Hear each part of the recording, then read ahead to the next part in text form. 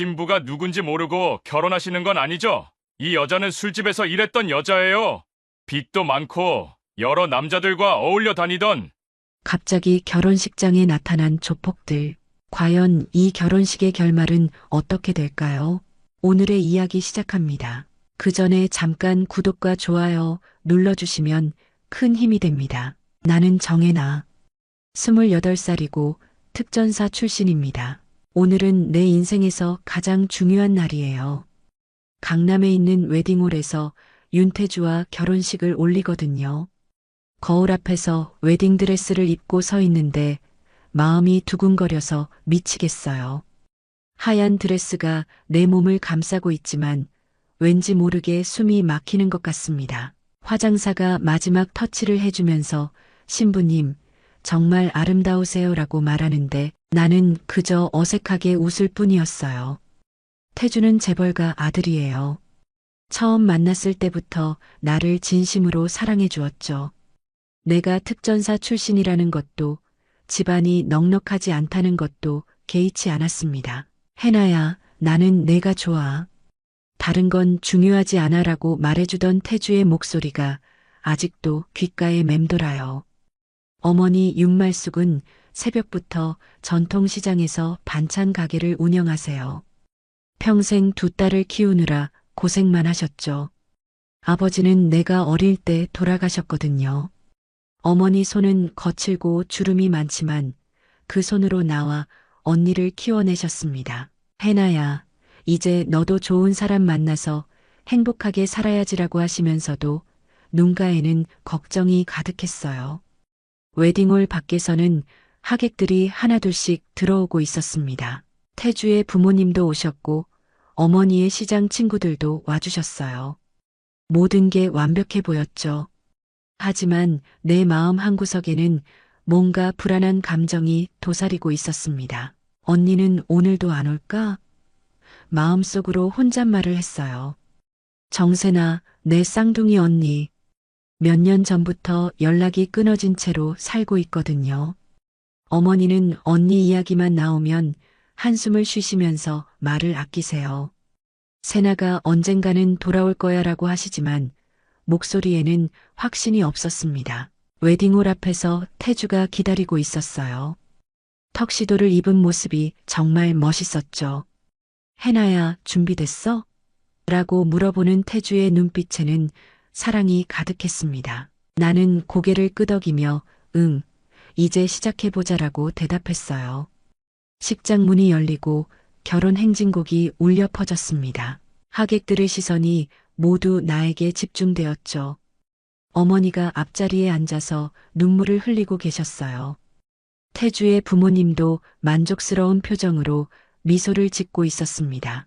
발걸음을 내디딜 때마다 마음이 뛰었어요. 드디어 새로운 인생이 시작되는 거니까요. 가난했던 과거, 힘들었던 시절들을 모두 뒤로하고 태주와 함께 행복한 가정을 꾸릴 수 있을 거라는 희망으로 가득했습니다. 결혼 서약을 주고받는 순간이었습니다. 목사님이 이제 서로에게 평생을 약속하는 서약을 하겠습니다라고 말씀하셨어요. 태주가 내 손을 잡고 진심 어린 눈빛으로 바라보고 있었죠. 정혜나, 나는 당신을 평생 사랑하고 지키겠습니다라고 태주가 말했을 때 내 마음도 뭉클해졌어요. 이제 내 차례였습니다. 윤태주, 나도 당신을 평생. 그 순간이었어요. 식장 뒤쪽 문이 쾅 하고 열리면서 낯선 남자들이 들어왔습니다. 검은 정장을 입은 남자 서너 명이 당당하게 걸어오고 있었어요. 하객들이 웅성거리기 시작했죠. 맨 앞에 서 있던 남자가 백진태였습니다.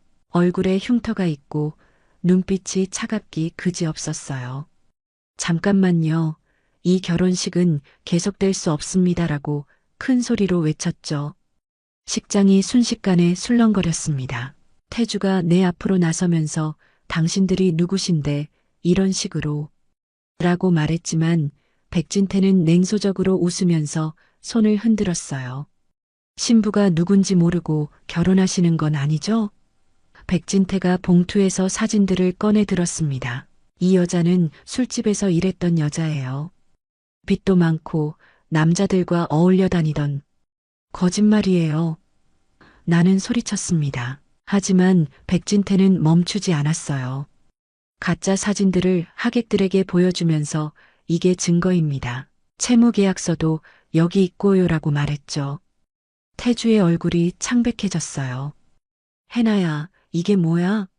설명해줘라고 떨리는 목소리로 물었습니다. 나는 고개를 저으며 태주야, 저건 다 거짓말이야. 나를 믿어줘라고 애원했지만 태주의 눈빛이 흔들리고 있었어요. 어머니가 앞자리에서 벌떡 일어나셨습니다. 이놈들이 뭔 소리를 하는 거야? 우리 해나가 언제 그런 일을? 라고 소리치셨지만 백진태는 비웃기만 했어요. 어머니도 모르셨겠지만 따님이 2명 있잖아요. 쌍둥이 말입니다. 백진태의 말에 어머니의 얼굴이 굳어졌어요. 정세나라는 이름으로 이런 일들을 다 저질렀죠. 그 순간 모든 게 이해됐습니다. 언니 세나가 내 이름을 도용해서 빚을 지고 온갖 일들을 벌인 거였어요. 하지만 이 상황에서 그런 복잡한 사정을 설명하기에는 너무 늦었습니다. 태주의 부모님이 충격을 받은 표정으로 일어나셨어요. 이런 일이 있을 수가, 라고 중얼거리시면서 태주를 부르셨죠. 태주야, 어서 여기서 나가자라고 하셨습니다. 태주야, 제발 내 말을 들어봐. 나는 정말 아무것도.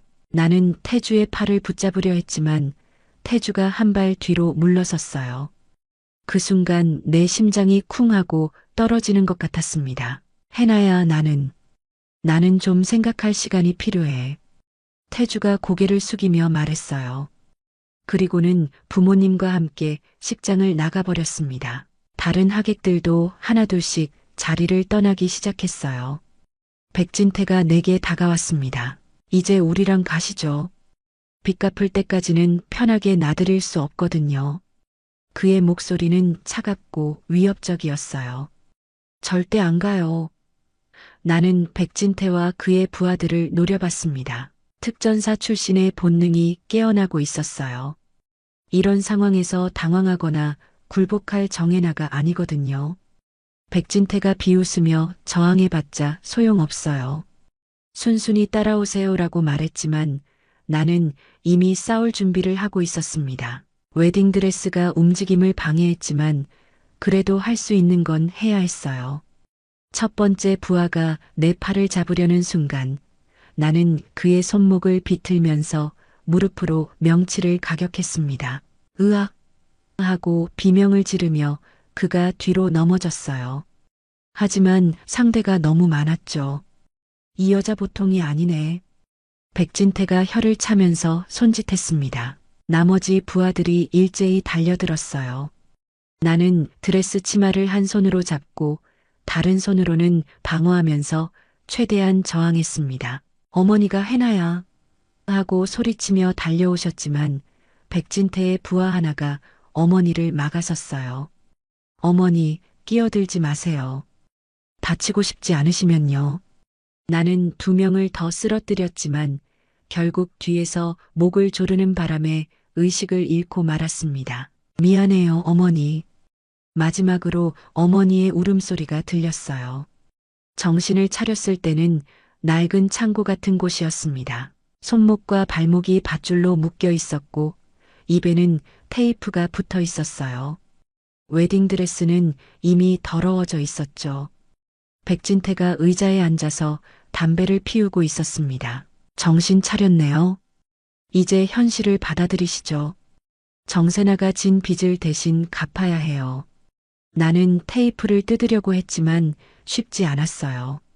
백진태가 다가와서 테이프를 거칠게 떼어냈습니다. 아픈가요? 순순히 협조하면 덜 아플 텐데요. 내가 세나가 아니라고 했잖아요. 나는 소리쳤습니다. 나는 정해나고 세나는 내 쌍둥이 언니예요. 그런 뻔한 거짓말로 넘어갈 줄 알아요? 백진태가 비웃었어요. 신분증도 같고 얼굴도 똑같은데 뭔 소리예요. 한편 웨딩홀에서는 큰 소동이 벌어지고 있었습니다. 어머니가 경찰서에 신고하셨고 형사 한도윤이 사건을 맡게 되었어요. 한도윤은 경력이 오래된 베테랑 형사였죠. 부인, 진정하시고 차근차근 말씀해 주세요. 한도윤이 어머니를 달래며 말했습니다. 어머니는 눈물을 흘리면서 우리 해나가 납치당했어요. 그 사람들이 거짓말을 해서 라고 설명하셨어요. 한도윤이 웨딩홀의 CCTV를 확인하면서 상황을 파악했습니다. 백진태, 이 이름 어디서 들어본 것 같은데. 그는 범죄 기록을 뒤져보기 시작했어요. 어머니는 한도윤에게 떨리는 목소리로 말씀하셨습니다. 형사님, 사실은 우리 해나에게 쌍둥이 언니가 있어요. 정세나라고. 한도윤의 눈빛이 날카로워졌어요. 쌍둥이요? 그럼 혹시 신분 도용이나 명예 도용 사건과 관련이 있을 수도 있겠네요. 세나는 몇 년 전부터 집을 나가서 연락이 안 되고 있어요. 어머니가 한숨을 쉬며 말씀하셨습니다. 그 아이가 무슨 일을 저질렀는지 모르겠지만 해나가 대신 고생하고 있어요. 그 시각 어딘가에서 뉴스를 보고 있던 여자가 있었습니다. 정혜나와 똑같은 얼굴의 여자, 바로 정세나였어요. 텔레비전에서 흘러나오는 뉴스를 보면서 그녀의 얼굴이 창백해졌습니다. 강남 웨딩홀에서 신부 납치 사건이 발생했습니다. 피해자는 정혜나 씨로 알려져 있으며 아나운서의 목소리가 들려오고 있었어요. 세나의 손이 떨리기 시작했습니다. 해나가 나 때문에. 그녀는 오랫동안 숨겨왔던 죄책감이 한꺼번에 밀려오는 것을 느꼈어요. 정세나는 텔레비전 앞에서 무너져 앉았습니다. 내 동생이 내가 저지른 일 때문에 납치당했다는 사실을 받아들이기 힘들었어요. 이럴 수가 없어. 해나는 아무 잘못이 없는데. 세나의 과거는 복잡했습니다. 어려서부터 어머니와 해나 사이에서 소외감을 느꼈어요. 똑같이 생긴 쌍둥이지만 해나는 항상 모범생이었고 자신은 반항아였죠. 왜 해나는 다 잘하는데 나는 이 모양이야? 하고 늘 생각했습니다. 고등학교 때부터 집안 분위기가 무거워졌어요. 어머니는 해나에게는 따뜻하게 대하시면서도 세나에게는 차갑게 구시곤 했거든요. 세나야, 좀 해나처럼 살면 안 되겠니? 라는 말을 수없이 들었습니다. 결국 20살이 되던 해에 집을 나왔어요. 이 집에서는 내가 필요 없어 하고 생각하면서 가출했죠. 처음에는 친구 집에서 지내다가 나중에는 원룸을 얻어서 혼자 살기 시작했습니다. 돈을 벌기 위해 여러 일을 했어요. 카페 아르바이트, 편의점 야간 근무, 전단지, 배포까지 안 해본 일이 없었죠. 하지만 혼자 살기에는 돈이 늘 부족했습니다. 그러던 중 전세 사기를 당했어요. 보증금 3천만 원을 날리고 나서 갈 곳이 없어졌죠. 어떻게 하지? 집에 돌아갈 수도 없고 막막한 상황에서 사채업체를 찾게 되었습니다. 신분증만 가져오시면 바로 대출해 드려요. 사채업자의 달콤한 말에 속아서 해나의 이름으로 대출을 받았어요. 쌍둥이라서 신분증 사진이 거의 똑같았거든요. 한 번만, 나중에 갚으면 되겠지 하고 생각했습니다. 하지만 이자가 눈덩이처럼 불어났어요. 원금 500만 원이 1년 만에 2천만 원이 되어 있었죠. 사채업자들이 협박하기 시작했고 세나는 더 깊은 수렁에 빠져들었습니다. 급한 마음에 해나의 명의로 신용카드도 만들었어요. 핸드폰도 대출도 할부도 모두 해나의 이름으로 했죠. 동생한테는 피해가 안 갈 거야. 내가 알아서 처리할 테니까 하고 자기 합리화를 했습니다. 하지만 현실은 그렇지 않았어요. 빚은 계속 늘어났고 세나는 점점 더 절망적인 상황에 몰렸죠. 연락처를 모두 바꾸고 이사를 다니면서 숨어 살았습니다. 그러다가 오늘 뉴스에서 동생이 납치당했다는 소식을 본 거예요. 내가 저지른 일이 결국 해나에게까지. 세나는 주먹을 꽉 쥐었습니다. 핸드폰을 꺼내서 어머니의 번호를 눌렀어요. 몇 년 만에 거는 전화였죠. 여보세요? 어머니의 목소리가 들렸을 때 세나의 목이 메었습니다. 엄마 나야, 세나. 떨리는 목소리로 말했어요. 세나야, 너 지금 어디 있니? 해나가 어머니의 목소리에서 눈물이 섞여 있었습니다. 엄마, 미안해. 다 내 잘못이야. 내가 해나 이름으로 빚을 졌어. 세나는 더 이상 숨길 수 없었어요. 지금 당장 갈게. 해나를 구해야 해. 전화를 끊고 세나는 집으로 향했습니다. 몇 년 만에 돌아가는 집이었죠.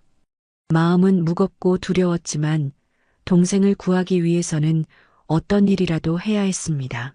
해나야, 조금만 기다려. 언니가 모든 걸 해결할게. 세나는 택시 안에서 주먹을 꽉 쥐었어요. 이제는 도망칠 수 없었습니다. 자신이 저지른 일에 책임을 져야 할 때가 온 거죠. 세나가 집에 도착했을 때 어머니와 형사 한도윤이 거실에서 대화를 나누고 있었습니다. 몇 년 만에 보는 집은 예전과 똑같았지만 분위기는 무겁기 그지없었어요. 엄마, 세나가 문을 열고 들어서자 어머니가 벌떡 일어나셨습니다. 세나야. 어머니는 달려와서 세나를 꽉 안았어요. 몇 년간의 원망과 그리움이 한꺼번에 쏟아져 나왔습니다. 미안해요, 엄마. 정말 미안해요.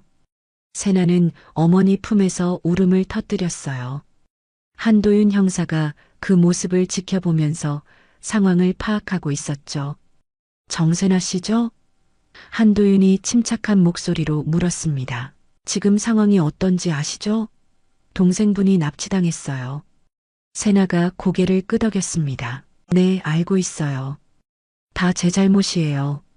그녀는 형사 앞에 앉으면서 떨리는 목소리로 말을 이어갔어요. 해나 이름으로 사채에서 돈을 빌렸어요. 처음에는 500만 원이었는데 이자가 계속 불어나서 지금은 2천만 원이 넘을 거예요. 세나의 고백이 시작되었습니다. 한도윤이 수첩에 기록하면서 물었어요. 언제부터 명의도용을 했습니까? 3년 전부터요. 전세 사기 당하고 나서 갈 곳이 없어서 세나는 모든 것을 털어놓았습니다. 신용카드, 핸드폰, 각종 대출까지 해나의 명의로 했던 일들을 말이에요. 어머니가 한숨을 깊게 쉬셨습니다. 세나야, 왜 그런 일을 혼자 해결하려고 했니? 집에 와서 말했으면. 엄마는 항상 해나만 편애하셨잖아요. 세나의 목소리에 서운함이 배어 있었어요. 해나는 착하고, 해나는 예쁘고, 해나는 똑똑하고, 난 항상 비교당하기만 했어요. 그게 아니야, 세나야. 어머니의 눈에 눈물이 고였습니다. 너희 둘 다 소중한 내 딸인데. 한도윤이 대화를 정리했어요. 일단 자수하시는 게 좋겠습니다. 그래야 동생분을 구할 수 있어요. 백진태 일당이 원하는 건 빚을 받아내는 거니까요. 세나가 결심한 듯 고개를 끄덕였습니다. 네, 자수할게요. 해나를 구하는 게 먼저예요. 그 시각 창고에 갇혀있던 나는 탈출할 방법을 찾고 있었어요. 특전사 훈련을 받았던 경험이 도움이 되었죠. 밧줄을 풀기 위해 바닥에 있던 날카로운 쇠조각을 이용했습니다. 조용히 해야 해. 마음속으로 중얼거리면서 천천히 밧줄을 끊어나갔어요. 다행히 감시하는 사람이 잠깐 자리를 비운 틈이었습니다. 한편 경찰서에서는 세나의 자수 절차가 진행되고 있었어요. 정세나 신분 도용 및 사기 혐의로 자수합니다. 한도윤이 조서를 작성하면서 말했죠. 형사님, 제가 모든 걸 다 말할 테니까 해나를 꼭 구해주세요. 세나는 마지막 남은 자존심도 버리고 애원했습니다. 백진태에게 연락이 왔어요. 정세나가 자수했다고? 그럼 이제 빚 문제는 해결되는 거네. 그는 부하에게 지시했습니다. 인질은 풀어줘도 될 것 같은데. 하지만 나는 이미 탈출 준비를 마쳤어요. 밧줄을 완전히 끊고 창고 문 근처에서 기회를 노리고 있었죠. 이번에는 당하지 않을 거야. 부하가 창고 문을 열고 들어왔을 때 나는 뒤에서 목을 조르며 기절시켰습니다. 그리고 조용히 창고를 빠져나왔어요. 밖으로 나와서 핸드폰을 찾았지만 없었어요. 하지만 멀지 않은 곳에 공중전화가 보였습니다. 경찰서에 신고해야 해. 전화를 걸어서 한도윤 형사에게 상황을 알렸어요. 형사님, 저 정혜나예요. 탈출했어요. 위치는? 해나 씨, 무사하세요? 지금 바로 갈게요. 한도윤의 안도하는 목소리가 들렸습니다. 세나도 함께 현장으로 향했어요. 몇 년 만에 만나게 될 동생을 생각하니 가슴이 두근거렸습니다. 해나야, 정말 미안해. 경찰차가 도착했을 때 나는 공중전화 부스 옆에서 기다리고 있었어요. 한도윤 형사가 차에서 내리더니 해나 씨, 괜찮으세요? 라고 물었습니다. 그런데 그 뒤에서 내려오는 사람을 보고 깜짝 놀랐어요. 언니, 나와 똑같은 얼굴의 세나가 서 있었습니다. 몇 년 만에 보는 언니였어요.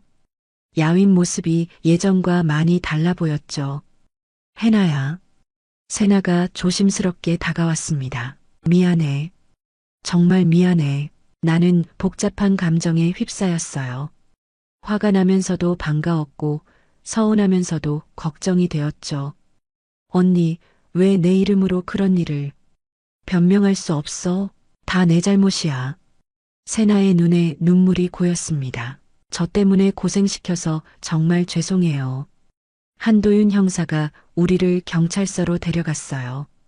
조서를 작성하고 사건을 정리하는 과정에서 모든 진실이 밝혀졌습니다.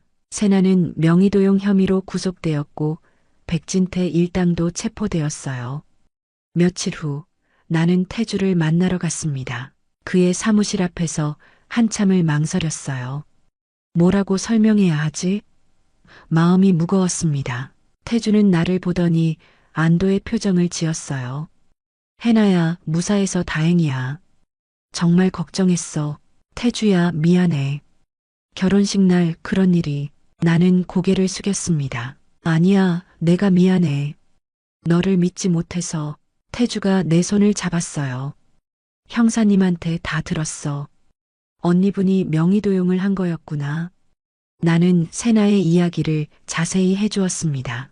어려서부터의 갈등, 가출, 그리고 절망적인 상황에서 저지른 실수들을 말이에요. 언니도 나름대로 힘들었을 거야. 태주가 내 어깨를 안아주었어요. 이제 다시 시작하자. 우리 결혼식 다시 할까? 하지만 현실은 그렇게 간단하지 않았습니다. 태주의 부모님이 강하게 반대하고 나선 거예요. 태주의 아버지가 사무실로 찾아와서 화를 내셨죠. 태주야, 이런 집안과 결혼할 수는 없다. 명의도용, 사기, 조폭까지 엮여있는 집안이라니. 태주 아버지의 목소리는 단호했습니다. 아버지, 해나는 아무 잘못이 없어요. 언니가 한 일이잖아요. 태주가 항변했지만 아버지는 고개를 저으셨어요. 겉으로는 그렇게 보여도 누가 알아? 가족이라는 게 결국 비슷한 거야. 태주의 어머니도 같은 입장이셨습니다. 우리 가문의 명예를 생각해라. 태주가 단호하게 말했어요. 그럼 저는 유산을 포기하겠습니다. 해나 없이는 살 수 없어요. 뭐라고? 태주 아버지가 놀라셨죠. 내가 지금 무슨 말을 하는 거냐? 진심이에요, 아버지. 돈보다 사랑이 더 중요해요. 태주의 목소리에는 확신이 담겨 있었습니다. 그날 밤 태주가 내게 전화했어요. 해나야, 부모님이 반대하셔도 상관없어. 나는 너와 결혼할 거야. 태주야, 괜찮아? 유산까지 포기하겠다고. 나는 걱정이 되었어요. 돈이 뭐가 중요해? 너랑 함께라면 가난해도 행복할 수 있어. 태주의 말에 가슴이 뭉클해졌습니다. 한편 구치소에 있던 세나는 변호사와 면담을 하고 있었어요. 집행유예 가능성이 높습니다. 자수했고 초범이거든요. 정말요? 세나의 얼굴에 희망이 보였습니다. 그럼 해나 결혼식에 갈 수 있을까요? 노력해 보겠습니다. 하지만 조건이 있을 거예요. 사회봉사, 정기적인 보고 등. 변호사가 설명해 주었죠. 세나는 고개를 끄덕였어요. 뭐든지 할게요. 해나한테 진짜 미안하니까. 어머니가 면회를 왔을 때 세나는 처음으로 진심 어린 사과를 했습니다. 엄마, 그동안 속 썩여서 미안해요. 이제 정말 새 사람이 될게요. 세나야, 엄마도 미안해. 너를 너무 몰랐구나. 어머니도 눈물을 흘리셨어요. 몇 주 후 법원에서 세나의 선고가 있었습니다. 나와 어머니 그리고 태주도 함께 법정에 앉아 있었어요. 세나는 피고석에서 떨리는 목소리로 최후 변론을 했습니다. 판사님, 저는 제가 저지른 일을 깊이 반성하고 있습니다. 동생에게 씻을 수 없는 상처를 주었고 가족들을 힘들게 했어요. 세나의 목소리가 법정에 울려 퍼졌죠. 특히 동생 해나에게는 정말 미안합니다. 제 이기심 때문에 인생의 가장 소중한 날을 망쳐버렸어요. 세나가 내 쪽을 바라보며 고개를 숙였습니다. 판사가 선고를 내렸어요. 피고인 정세나 사기 및 명의도용 혐의로 징역 1년에 집행유예 2년을 선고합니다. 단 사회봉사 200시간과 보호관찰을 조건으로 합니다. 감사합니다, 판사님. 세나가 눈물을 흘리며 인사했어요. 집행유예라는 것은 감옥에 가지 않아도 된다는 뜻이었죠. 법정을 나서면서 세나가 내게 다가왔습니다. 해나야, 정말 고마워. 내가 선처를 호소해줘서. 언니도 내 가족이잖아. 나는 세나의 손을 잡았어요. 이제 다시 시작하자. 세나는 집으로 돌아온 후 정말 달라졌습니다. 매일 새벽부터 어머니의 반찬 가게 일을 도왔고 오후에는 사회봉사를 나갔어요. 노인복지관에서 어르신들 식사 준비를 도우면서 보람을 느꼈죠. 세나야, 요즘 부쩍 밝아졌구나. 어머니가 흐뭇한 표정으로 말씀하셨어요. 이제야 내 딸 같아. 엄마 앞으로 절대 실망시켜드리지 않을게요. 세나도 환한 미소를 지었습니다. 시장 일이 힘들었지만 가족과 함께라서 행복했어요.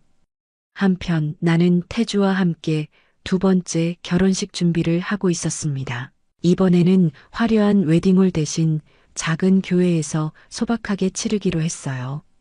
해나야, 이번에는 정말 완벽할 거야. 태주가 웨딩드레스를 고르면서 말했습니다. 부모님은 아직 반대하시지만 언젠가는 이해해 주실 거야. 태주는 정말로 유산을 포기했어요. 아버지가 마지막으로 설득해 보려 했지만 태주의 의지는 확고했습니다. 아버지, 저는 해나와 함께 새로운 인생을 만들어 갈 거예요. 고집불통 같은 놈. 태주 아버지는 화를 내면서도 마음 한구석으로는 아들의 진심을 알고 있었어요. 결혼식 일주일 전 태주의 어머니가 조용히 나를 찾아왔습니다. 카페에서 만난 태주 어머니의 표정은 예전처럼 차갑지 않았어요. 해나야, 미안해. 처음에 너무 편견을 가졌구나. 태주 어머니가 진심 어린 목소리로 말씀하셨습니다. 태주가 너를 얼마나 사랑하는지 보니까 알겠더라. 어머니, 나는 감동받았어요. 완전히 용서하라고는 할 수 없지만 시간을 두고 지켜보겠어. 태주를 행복하게 해줘. 태주 어머니가 내 손을 잡으셨습니다. 세나는 사회봉사를 하면서 새로운 목표를 찾았어요. 노인복지관에서 일하면서 요양보호사 자격증을 따기로 결심했죠. 해나처럼 나도 사람들에게 도움이 되는 일을 하고 싶어. 공부하는 세나의 모습을 보면서 어머니가 뿌듯해 하셨어요. 우리 세나도 이제 철이 들었구나. 결혼식 전날 밤 세나가 내 방으로 왔습니다. 해나야, 내일 정말 축하해. 태주 씨가 널 얼마나 사랑하는지 눈에 보여. 언니도 좋은 사람 만날 거야. 나는 세나를 안아주었어요. 나는 아직 멀었어. 일단 자격증부터 따고 빚도 다 갚아야지. 세나가 씩씩하게 말했습니다. 하지만 이제는 포기하지 않을 거야. 드디어 결혼식 당일이 다가왔습니다. 작은 교회였지만 진심 어린 축복으로 가득했어요. 어머니와 세나 그리고 태주의 부모님까지 모두 참석해 주셨죠. 해나야, 준비됐어? 세나가 웨딩드레스를 정리해 주면서 물었습니다. 응, 이번에는 정말 준비됐어. 나는 환한 미소로 답했어요. 결혼식 당일 아침, 햇살이 교회 창문을 통해 들어오고 있었습니다. 작은 시골 교회였지만 따뜻한 분위기가 가득했어요. 이번에는 정말 완벽한 하루가 될 것 같았습니다. 세나가 내 머리를 빗겨주면서 말했어요. 해나야, 오늘 정말 예뻐. 태주 씨가 기절할 것 같은데? 언니가 해준 화장이라서 그래. 나는 거울을 보며 미소를 지었습니다. 세나가 요양보호사 공부하면서 배운 메이크업 기술로 직접 화장을 해줬거든요. 어머니가 방에 들어오시면서 눈물을 글썽이셨어요. 우리 해나 정말 천사 같구나. 이제야 마음이 놓인다. 엄마, 울지 마세요. 화장 번질나. 세나가 어머니를 달래면서 웃었습니다. 가족들이 이렇게 화목한 모습은 정말 오랜만이었어요. 교회로 향하면서 세나가 내 손을 꽉 잡았습니다. 해나야, 언니가 너 대신 신랑한테 손을 넘겨줄게. 아버지 역할 말이야. 언니, 가슴이 뭉클해졌어요. 아버지가 계셨다면 내 손을 잡고 태주에게 인도해 주셨을 텐데 세나가 그 역할을 해주겠다고 한 거였죠. 교회에 도착하니 하객들이 벌써 와 있었습니다. 태주의 부모님도 오셨고 어머니의 시장 친구들 그리고 한도윤 형사까지 축하하러 와주셨어요. 해나야, 정말 축하해. 이번에는 아무도 방해하지 못할 거야. 한도윤 형사가 웃으며 말했습니다. 태주가 제단 앞에서 기다리고 있었어요. 턱시도 차림의 모습이 정말 멋있었죠. 내 모습을 보더니 환한 미소를 지었습니다. 결혼 행진곡이 울려 퍼지기 시작했어요. 세나가 내 팔짱을 끼면서 자, 이제 가자. 너의 행복한 미래로 하고 속삭였습니다. 천천히 걸어가면서 하객들의 축복받는 시선을 받았어요. 어머니가 앞자리에서 눈물을 흘리고 계셨고 태주의 부모님도 따뜻한 미소로 바라보고 계셨습니다. 드디어 제단 앞에 도착했어요. 세나가 내 손을 태주의 손에 포개주면서 말했습니다. 태주 씨, 우리 해나 잘 부탁드려요. 평생 행복하게 해주세요. 네, 약속드릴게요. 태주가 진심을 담아 대답했어요. 세나가 내 귀에 속삭였습니다. 해나야, 정말 사랑해. 행복해야 돼. 언니도 꼭 행복해져야 해. 나는 세나의 손을 꽉 잡았어요. 목사님이 성혼 예식을 시작하셨습니다. 사랑하는 형제자매 여러분, 오늘 이 자리에서 정혜나 자매와 윤태주 형제가 하나님 앞에서 부부의 언약을 맺습니다. 서약 시간이 왔어요. 이번에는 아무도 방해하지 않았습니다. 태주가 내 손을 잡고 진심을 담아 말했어요. 정혜나, 나는 당신을 평생 사랑하고 지키겠습니다. 기쁠 때나 슬플 때나 부자일 때나 가난할 때나 함께하겠습니다. 내 차례가 되었어요. 윤태주, 나도 당신을 평생 사랑하겠습니다.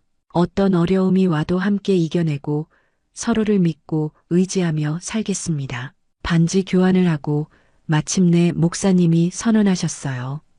이제 하나님과 이 자리에 모인 증인들 앞에서 부부임을 선언합니다. 신랑은 신부에게 키스해도 좋습니다. 태주가 내게 다가와서 사랑스럽게 키스했어요. 하객들이 박수를 치면서 축하해 주었습니다. 축하합니다. 행복하세요. 식이 끝난 후 사진 촬영을 했어요. 가족 사진을 찍을 때 세나가 내 옆에 서면서 말했습니다. 이제 정말 가족이구나. 우리는 원래부터 가족이었어, 언니. 나는 세나를 꽉 안았어요. 피로연에서 태주가 감사 인사를 했습니다. 오늘 이 자리에 함께 해주신 모든 분들께 감사드립니다. 해나와 함께 새로운 인생을 시작하게 되어 정말 행복합니다. 세나도 마이크를 잡고 말했어요. 동생 해나 그리고 제부 태주 씨, 정말 축하해요. 언니로서 너무 자랑스럽습니다. 앞으로도 서로 사랑하고 행복하게 살아요. 어머니가 두 딸을 바라보시면서 흐뭇해 하셨어요. 이제야 마음이 편하구나. 너희 둘 다 잘 됐으면 좋겠다. 태주의 부모님도 다가와서 축하해 주셨어요. 해나야, 이제 우리 가족이구나. 태주를 잘 부탁해. 네, 감사합니다. 나는 깊이 인사드렸어요. 해가 지면서 결혼식이 마무리되었습니다. 세나가 마지막으로 내게 다가와서 말했어요. 해나야, 오늘 정말 고마웠어. 언니 덕분에 완벽한 결혼식이 됐어. 언니가 있어서 더 의미 있었어. 앞으로도 자주 만나자. 나는 세나와 포옹했습니다.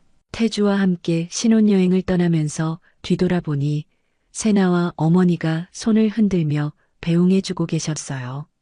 정말로 새로운 시작이었습니다. 몇 달 후 세나는 요양보호사 자격증을 따고 노인복지관에서 정식 직원으로 일하게 되었어요. 빚도 조금씩 갚아나가면서 새로운 인생을 살고 있죠.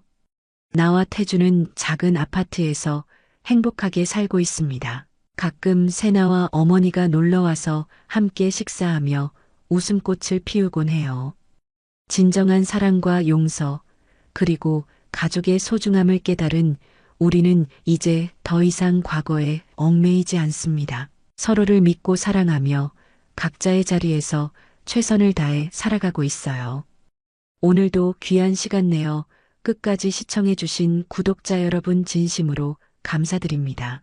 오늘의 이야기가 마음을 울렸다면 구독과 좋아요, 댓글 부탁드립니다.